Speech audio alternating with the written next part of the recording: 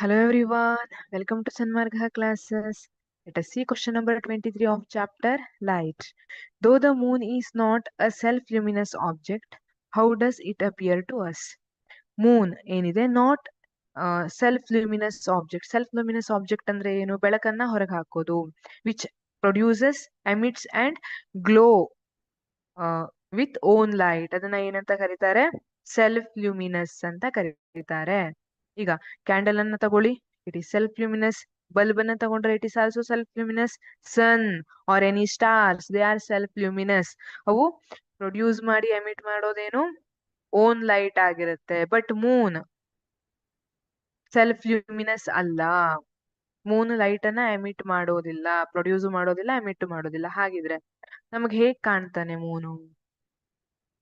Though the moon is not a self-luminous object, the moon is visible to us when sunlight falls on and reflects off the moon's surface.